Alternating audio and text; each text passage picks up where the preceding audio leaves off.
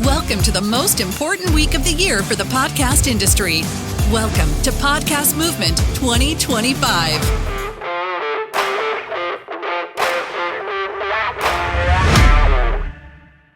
Good. Okay, well, I am Matt Cisneros. I am the founder and CEO of Backyard Ventures, based out of Austin, Texas. I'm here with my friend and colleague. Jennifer Shirley with Radio America, VP of Business Development. So we are here to discuss 360 partnerships, which, as you likely know, includes beyond podcasting. So we're going to give a little bit of backgrounds on what we do, each of our companies, as well as how we implement 360 partnerships into the day-to-day of the media companies that we run. So about Backyard Ventures, the company started a little over 6 years ago with the intent of monetizing and creating partnerships for podcast creators. So as you'll see here, there is a podcast logo, but it's not all that we do anymore. We also work with YouTubers, newsletter creators, and influencers across the board. And some of those are siloed, right? Some are just what I said, just that medium, but many are multi-channel, being podcasts included along the media plans that we put together for these creators. And so as you'll soon see, we're working in a much larger space than the 100,000 downloads the company started with, and integrating kind of bigger network buys across multi-channel. So some of our partners, right? We are agnostic in content types, and that allows us the ability to sell and implement partnerships that are much bigger than your traditional 60-second host-read ad read. So you'll see here a lot of brands that we work with, right? And these brands are not just host-read ads. These are brands such as Land Rover, Ford, Scott's Lawn Care, Viore Clothing, etc., that are not just implementing on a day-to-day basis of a CPM podcast ad read. So we're going to get into a little bit more as to what we do, some examples as to how we implement these integrations, and also hear from Jen as to how they do things at Radio America. So with our ability to sell cross-platform and cross-channel, we in turn generate more revenue, which is great for our clients, great for Backyard, and good for just generally brands that are trying to expand into the industry of influencer marketing, not just podcast marketing.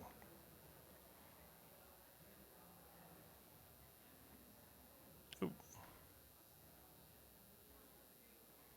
So here's an example of an integration that we recently did at Backyard. And some of you may know Spencer from SB Mowing. He's the guy that goes and knocks on your door and says he'll mow your yard for free. Scott's is the partner that we had for this, and Scott's was launching their new product in Costco. And we would have never had this campaign had it been just a singular YouTube ad read, right? This is not a 60-second integration. This is not just a tweet or a Facebook post. This is a multi-platform, multi-channel integration that allowed a brand like Scott's to integrate and implement their intent of selling product across millions and millions of subscribers and impressions through TikTok, YouTube, Instagram, and Facebook. As you'll see here, the approach was not just the same content over and over and over across these channels. This was much more than that. This was Spencer using the product. This is Spencer shopping for the product and showing consumers where to get it, which was Costco, as well as using the product in some of the integrations that he did across deals that we have sold and content that he was going to post regardless. In turn, we generated millions and millions of impressions, a very high engagement rate for, we'll call it an ad, which a partnership is a better way to say it, as well as 90-day usage rights for Costco. And so what did that do for Costco? It allowed them the ability to say, hey, we align with this guy that you see on your content channels day in and day out, and we're not just going to feed you an ad. We're going to be on the same level with Spencer. We are going to say that he is an alignment of us, a brand extension of us, and in turn, his audience and then others who have seen him out consuming his content align very well with Scott's, in turn, buy the product and rinse repeat. To Jen. So we're going to talk about how to ad reads win. The segue would be the example that Matt just gave is that wasn't just an ad read. It was showing up where people are buying product, integrating it into the host lifestyle in a way that made people feel connected not just with the host but with the brand. And I think that we hear this a lot at Podcast Movement, and it can be a little redundant, but I don't think it can be said enough. It's super important then we're thinking about podcasts, and not just podcast platforms, but YouTube and beyond, that the ad reads are very authentic. But what does that really mean? What does that mean when you're the creator and you're showing up and you're saying, okay, I'm going to do an authentic ad read? I manage a lot of creators, and what we see that's very successful is when they actually put the due diligence behind what they're doing. That might mean that they do research on the website, and I definitely using the product, experiencing the product, but also thinking about why does this matter to their audience, and treating their audience like they are sitting down with a friend or a family member and telling them about a service or a product that they absolutely love and why they should use it. So it goes beyond just looking at the copy. It comes from a place of what we say authenticity very often. Absolutely. And to add to that, you are a brand ambassador for the product that you are endorsing. So it's very important to not just do it as a transaction, but to do it as a product or service that you actually use and want to tell your audience is something that values or means a lot to you and should have value to them because they're consuming your content. In turn, you're not going to endorse something that's not authentic. And I would just add really quickly, going back to what was the law? SB Mowing. SB Mowing. You can tell that he's very real about using the product. Like your audience can tell when you're faking it. You For sure. bring that type of real, true authenticity, and you're valuing the audience by doing that. You're saying that we respect you, and we respect the fact that you know that if we're faking it, you're going to know. And we're not going to do that to you. And that lends credibility to the creator. For sure. And I think that transcends just the ad read for the brand as well. Absolutely. And in addition to that, we'll get into this, but it creates longer term opportunities because it's not transactional. It's very fitting, and it's a partnership. Yep.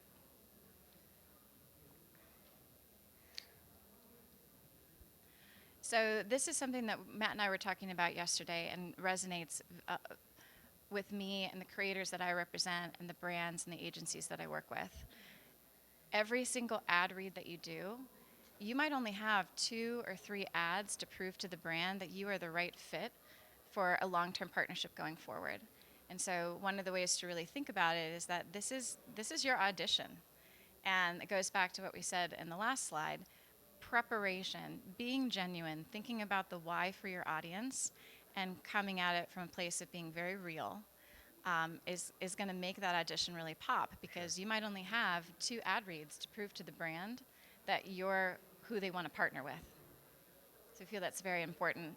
A big piece of that is having the brand and the creator being aligned. And it's more than just the brand, the creator saying, yeah, sure, I'll do that ad. That sounds okay to me.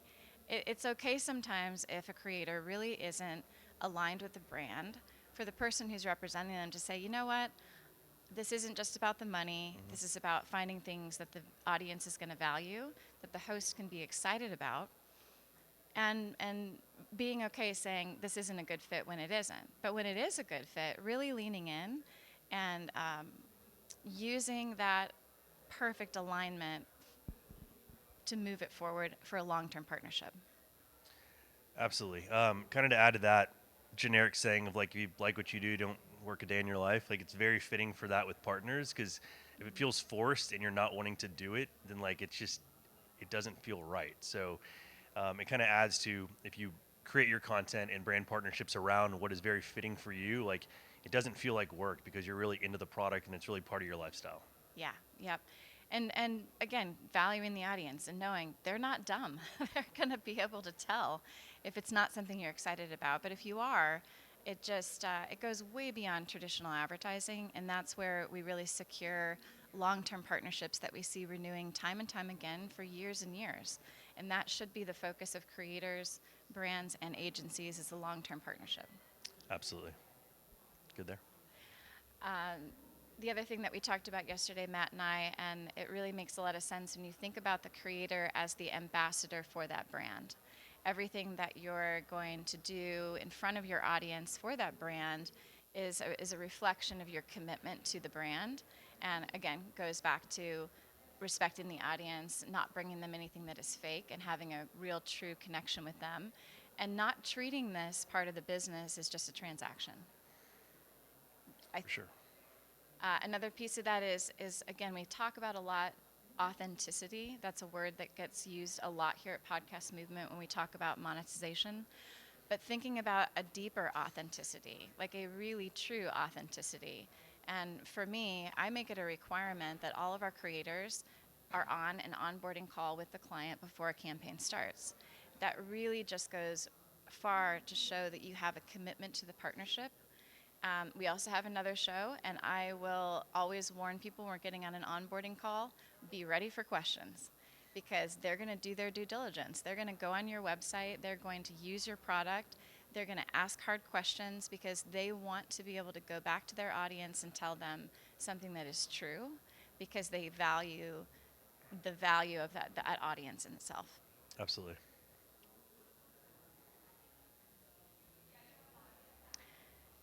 So we talk about like 360 monetization, and we have like the very standard partnership prongs, I guess you could say, or different areas that we can use, and we have a list of some of them here, like the host read, baked in, DAI host read, programmatic, run of network, run of show. I won't go through every single one of them, but this is a good list of some of the opportunities that every creator and brand can be thinking about in terms of how can we integrate the partnership in a way where we're showing up in all the different places for the audience. I think that frequency matters. In podcasting, that's, in radio, we talk about it a lot, but I think in podcasting as well, there's a lot of saturation from a lot of different brands. For sure. And one thing to this, and I've been in the podcast space for about 12 years now, is we always sought to have the studio sponsor, right? That was the big thing in the last 5 or 10 years. Like, how do we get the signage? How are they getting money for the signage? And you later kind of realize, like, it's not just the signage. Like, that's the 360 component, is that these brands want, sure, they'll give you money for the signage, but they want to know that they're embedded into the creator's lifestyle, into the social, into all of the components that go into this. That's part of the signage. In my mind, it was always like, they're getting paid X dollars for a sign. Like, that's not it. And so when we say signage on this, like, that's just a component of a larger opportunity. That's not X for Y. It's just inclusive of what a bigger opportunity looks like in growing your audience in multi-channels. I'll add to that really quickly too. I think that it matters too because it shows the creator has this deeper level of partnership with the brand, and vice versa. When the people who are listening to that content that are very, very passionate about that content feel like something like Scott's is really committed to this creator that they feel really passionate about, that drives engagement with that brand. That drives results. Absolutely.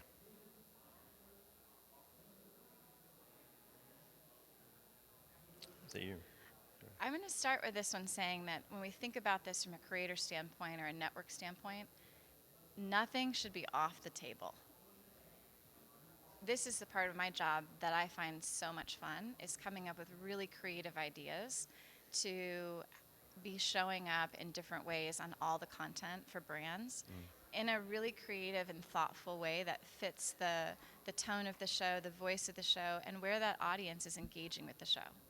And anything that you have as a creator, as a network, that's at your disposal, you should be looking at integrating it, because that's how you're going to drive long-term partnerships. You're going to transcend all the other podcasts out there, and there's thousands of them.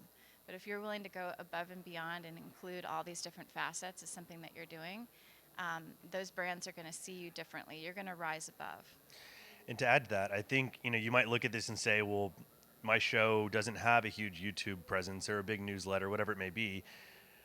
Two things. One, you probably need to expand. That doesn't mean you're going to make money off of it immediately, but it also means that you give brands the opportunity to get into things that they may not have initially in your slate. So maybe your podcast is bigger, but you have a 2,000 person newsletter. 2,000 people is still a lot of people. And so if you're including that in the deal, that's just another point that your audience gets hit by this brand partner, and it's just a good partnership. It's not just X for Y. It's like, hey, we want to add you to the highlights on my Instagram story. We want to add you to my social, because at the end of the day, these brands are the reason you're able to do all this content. And so if you fully integrate them, whether it's for money or not, that's what creates a longer opportunity for a partnership. And one more thing that I'll add to that is it's your calling card. You're able to then use those examples for other brands and other partnerships to say, look, this is what we did with someone else, and this is how I see it working for you. And all of those things, I mean, don't think of it as, well, if I'm not getting paid for it, it's not worth doing it. If you have it and it's there, you should be using it, because it will help you build long-term success. It also crafts your brand. I mean, if you are taking every single deal possible and posting about it, then obviously your audience is not going to think that you're very genuine to the brands that you work with. But if you are selective with who you work with, you build and bolster them and grow them as much as you can. Lesser brands, bigger dollars, longer term. I mean, that's the dream scenario. So you have to build that from the beginning, essentially, not later down the road. So here's just an example of some content that we recently did with one of our creators, Ryan Holiday. So these two brands you'll see here, Viore and Hoka, right? These are not your traditional podcast advertising brands.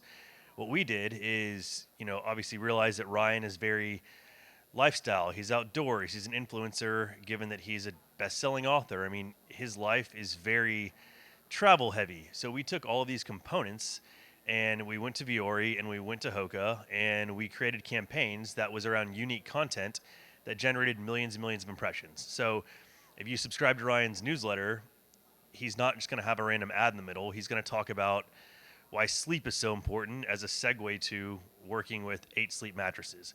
He's going to talk about how working out is very important because it allows him the ability to disconnect from work every day and family, etc. Hoka then appears, right? So these are all things that are part of his lifestyle regardless, but we're including them in a natural, organic fit that allows the consumer to say, wow, I actually really relate to that. This is something that is my everyday life too. I look to this person as an influence, and they're kind of steering me as somebody I trust to say this is the product that they trust. So it becomes very household name rather than, oh, here's another ad. And so you don't have to look at it as a 60-second read every time you think that's a transaction or that's an advertisement or a CPM deal. No, like, we're doing these things because we want to be embedded into these brands, and we're implementing that content as a component of, oh, here's also our partner. Thanks for being our sponsor. This is an absolute perfect example of brand alignment. You guys thought about the brand alignment before you thought about the advertiser. Totally. You thought about the host, the creators, lifestyle, and what fits into that. So, and then you're able to do really creative, super cool things because that was the first thought instead of an afterthought. For sure. And to kind of add to that, Ryan, being a very big health, lifestyle, fitness guy, he doesn't drink alcohol, right? Like, we would have never said, this is brought to you by Budweiser or whoever. Maybe Athletic Brewing because it's non-alcoholic and Ryan's very athletic. So, like, those things fit. But he, in backyard, would never take the money from an advertiser that is not a fit for Ryan's content because it's just really disingenuous and it's not good for the brand or us as a company.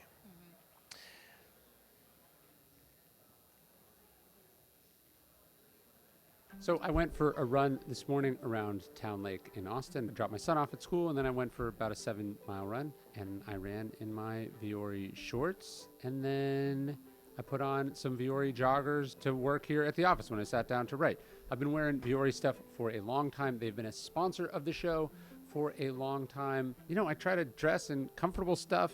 I try to dress in stuff that I think looks good. And then when I find something I like, I just wear it over and over again. And that's why you've seen me wearing Viore stuff in interviews, in the B-roll we do. You've seen me sitting at this very table wearing Viore stuff. And I like it because, 1 minute I'm writing or shooting a video, and then the next minute I'm jumping in the pool with my kids or I'm taking my dog for a walk. Viore is an investment in your happiness, and for our listeners, they are offering 20% off your first purchase. You can get yourself some of the most comfortable and versatile clothing on the planet if you go to viore.com/dailystoic. That's VUORI.com/dailystoic. So as you saw there, Ryan's endorsing Viore, but he's not doing it in the way of Viore is a sponsor by this product. He discusses his family. He discusses his life. He discusses his business. These are all things that all of us have to have as a component of our lives every single day. And so he's not just talking about his podcast and thank you for being a sponsor and I like their product. He's saying, when I'm with my family, I do this. When I'm working, I do this. I wear this. This is what I like. So he's really encompassing all of the day-to-day aspects of his life that are complementary to this product. So it really is just a bigger thought than the average person would think, right? It's not just, okay, here's another ad. I might like that. It's connecting in your head. I do that. He's with his kids doing this, and that looks comfortable, and he's somebody I look up to. So that influence goes much larger than just the, hey, here's a code, use it. He obviously has to say that because it's part of the partnership. But in addition to it, he's just really, really showing you how important it is that these brands and products that he uses engage with him on a daily basis for, as he mentioned, a longer-term partner, not just a transaction for that particular ad read. And his audience knows that he's not faking it. Correct. Because he talks about his kids, he talks about his dog. It's part of the daily content. So they know when they hear that he's being very genuine. For sure. They know from the tone. Definitely.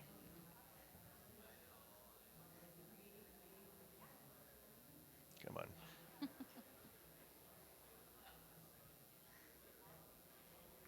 So I think that this is a really important one, and there can be a lot of different facets to this, obviously the different columns that you can see here.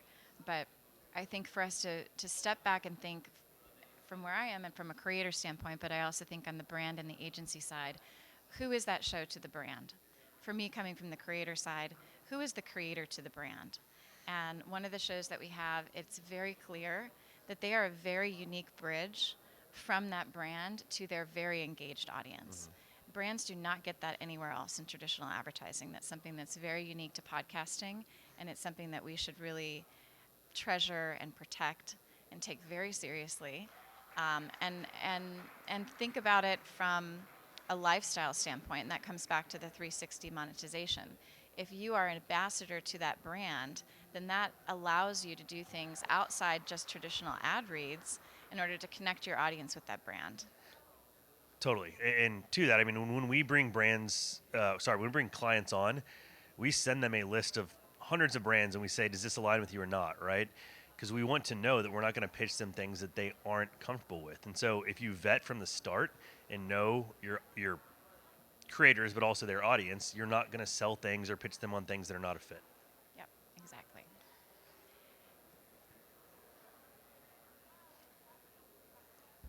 So great segue into being strategic about your partnerships. Think about maybe 3 or 4 brands that you use in your daily life already, or that the creator you're working with is using in their life already, or something that they already identify with, and make that the top of your list. Make that your real priority, because if we're focusing on long-term partnerships, which is what this will drive, you don't need tonnage. It's quality over quantity. Absolutely. Identifying where the 360 opportunities are, sitting down and saying, like, what are the creative things that we can do? And just like Matt was saying earlier, even if it's a newsletter that doesn't have, it has 2,000 people, well, those are 2,000 really engaged followers that care about your content. Think about all the different ways that you can integrate a brand above and beyond the ad read. And again, it will lead to long-term partnerships and renewals, and that really should be the name of the game. And the last one here, when we say validate your identity, remember as a creator that it needs to be looked at as business first. You need to protect your audience. That's your gold, so to speak. And the brand is the one who's going to keep the lights on and allow you to keep doing what you're doing. So every single advertiser that you work with, you should be coming at it from a place of intentionality and focus. And put in the extra effort. Like I said, go read the website, really try the product, come with questions. It's not a passive thing. It's not just pick up the script and read it. Right. It's get engaged with the brand.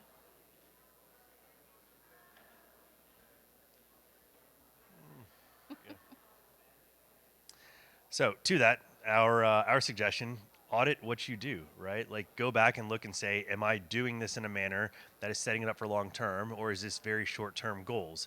If you're trying to build your audience for long-term impact, for revenue and for growth of opportunity, you need to assess who you're selling to, why you're selling to them, and kind of who you are as a creator and your content strategy. So with that, everything that we discussed, should help you kind of assess how to get to that point.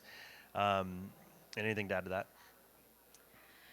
I don't want to be redundant, but your audience is this very, very valuable thing. And if you show up and you do things that are fake and not genuine, they're going to remember that. And Once they're you going to lose lose them, that engagement. yeah. And that's really, really hard to get back. And so Absolutely. just focusing on, kind of being very self-aware of that piece of it, that you can wear them out. For sure. You need to really think about it.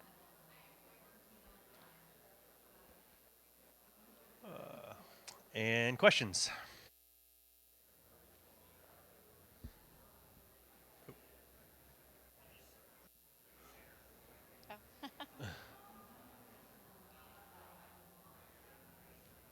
Hi, I'm a huge Ryan Holiday fan. Great. This morning I watched his thing on the marathon. Did that come from an existing relationship with Hoka, or was that you already were in there and it kind of came out of that? So this is the second year we're working with Hoka. Kind of to the proof of everything that we're saying here is our first integrations went very, very well. And, our team came up with an interesting plan as to how it fit with Hoka's narratives for their intentions of their next campaign. So with that, Ryan just implemented the campaign so well that they're like, we want you to be an ambassador moving forward. So obviously we're going to continue to pitch them, but they don't do things like this often. And so because we implemented it well and, with an array of properties, it allowed us the opportunity to continue that kind of reach.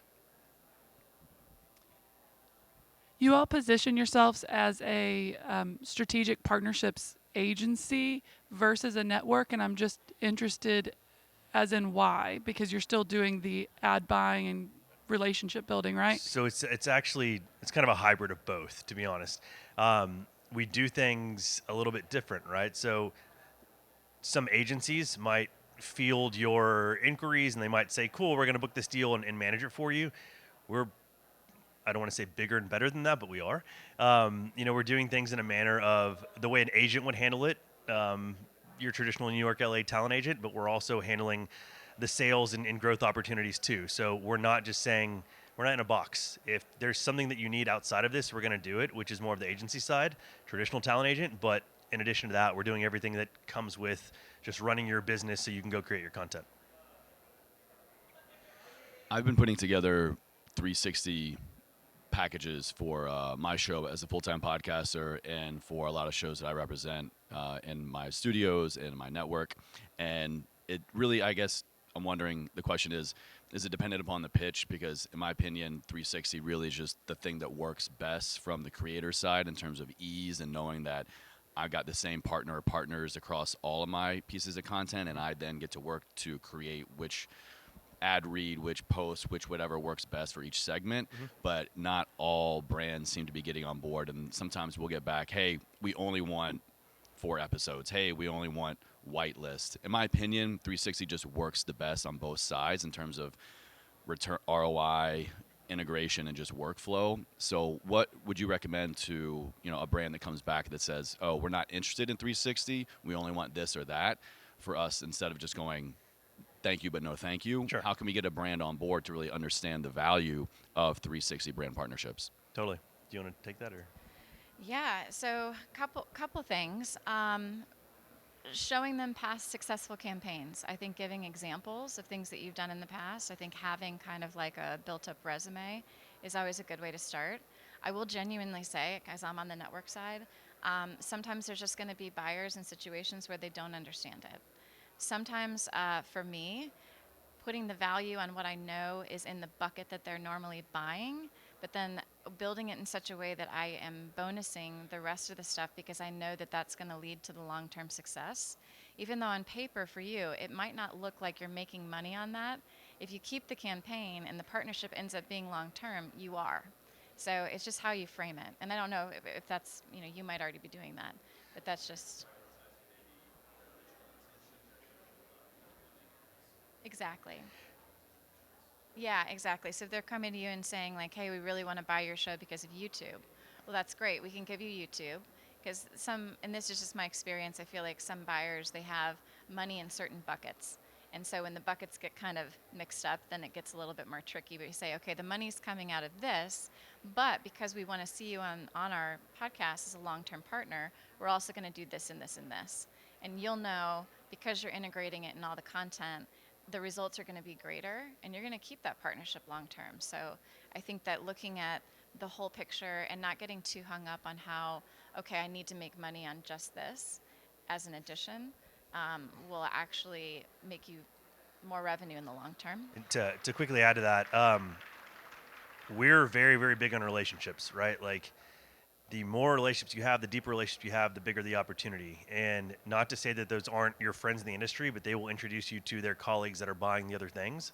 And so getting close with them, get to the other people within their departments, and then just try to make your way in. And once you do, they see you as an advocate for their brand, and they're going to be much more susceptible to saying, okay, let's try that, than the traditional, we only buy podcasts, we only buy newsletters, whatever it may be. I'm sorry, guys, we're out of time. Cool. All good. Thank you very much.